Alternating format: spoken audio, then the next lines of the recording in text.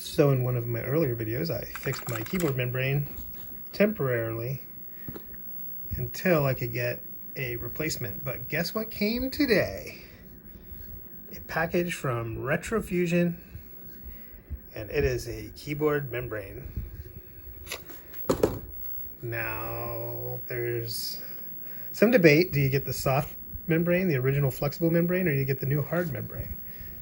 You know, soft membrane, hard membrane. But, you know, looking at some of the earlier YouTube videos of the hard membrane, I see some comments where people are complaining that they have to type harder than usual to get good key presses on the hard membrane. That doesn't really sound like a positive. That could just be their own issues with their keyboard.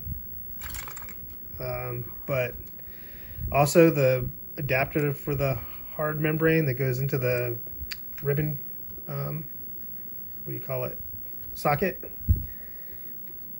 it fits very tight, and yes, you can get a replacement for that connector, but you know, I'm more of a collector. I use my things, but I like them to be mostly original, as much as I can, you know, aside from a compact flash, but everything else inside my Amiga is original.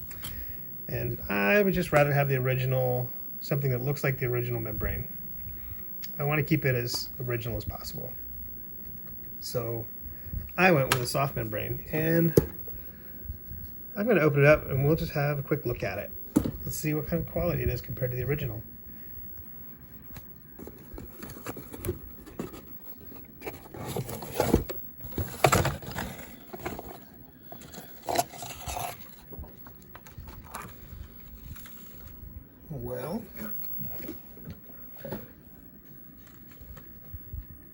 Well, damn, that looks nice. Yeah, that looks nice.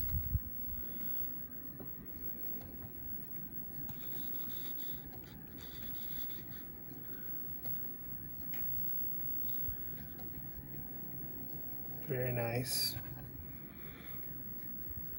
Yeah, that looks good. So I figured now that these designs are out, you know, if this one fails in 10 years, the internet is kind of forever. So I'm sure I'll be able to find one to make a replacement. It looks really nice. All right, let's put this in. I've waiting for gallbladder surgery. I'm like,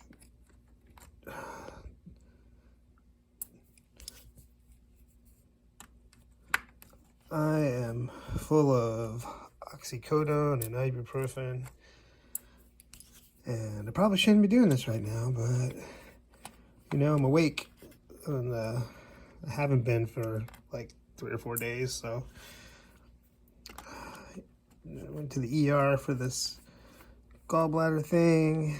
It feels like lava balls traveling through my chest. They wouldn't give me painkillers. I came home and suffered for 2 days. And then I found some pain meds from my surgery a while back for the ankle surgery. Took one of those and went right to sleep. And I've been taking those for a couple days, but I'm about to run out. And fortunately, I go into the doctor tomorrow.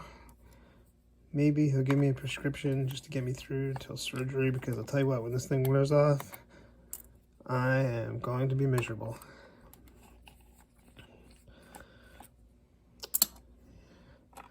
Anyway, fast forward.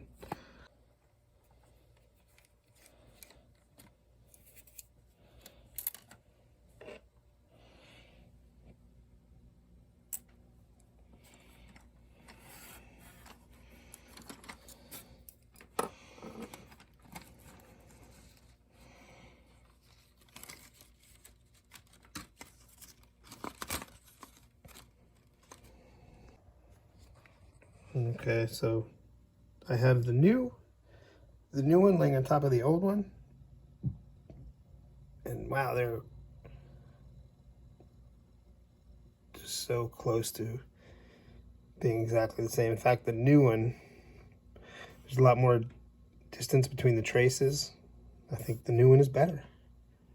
Yeah, I got this one from Australia. And I think it was only 25, I want to say it was 25 US dollars plus $15 shipping plus tax, and it being about $40. It's a great price.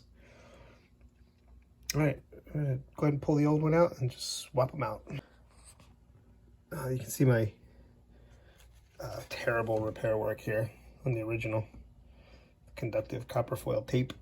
However, it worked, and this thing has been chugging right along. But now that I have a new one, I don't need it. I'll just save this for an emergency. If anybody's desperate for one, and they don't have the money to buy one, let me know. Maybe I'll just send it to you. All right. Let's put it back together, boys. And of course, always rotate counterclockwise till you hear the thread click.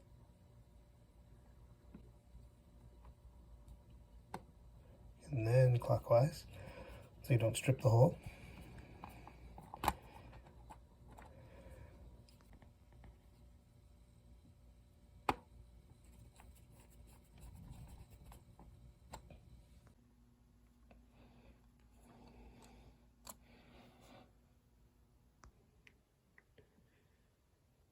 Okay, let's put the keyboard back in. See, I'm using a compact flash 4 gig. Still using Workbench 3.1 because 3.2 still has some glitches that I don't really feel like dealing with.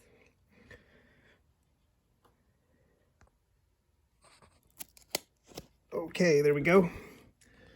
Just like the original. No crazy adapter boards or parts removed. To me, it has to look like the original. That's the whole point of retro computing for me.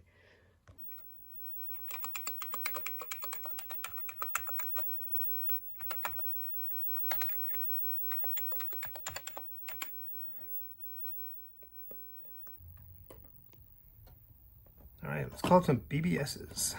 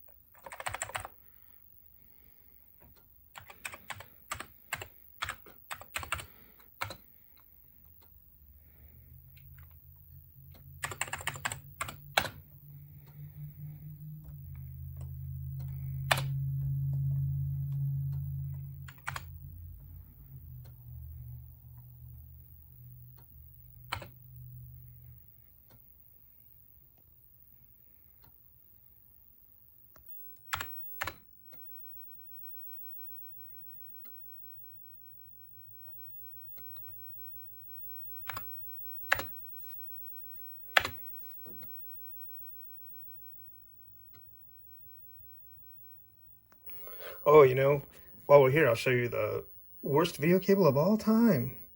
When I got my Amiga, I didn't have a video cable, but I did have a monitor. And, you know, you get desperate.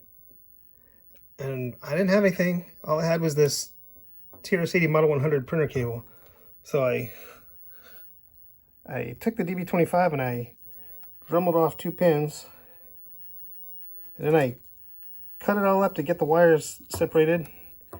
And I just soldered a DB whatever that MIDI plug is for RGB. I don't remember how many pins it is, 8 or something. Anyway, so yeah, here I am with this really shitty video cable that just happens to work perfectly.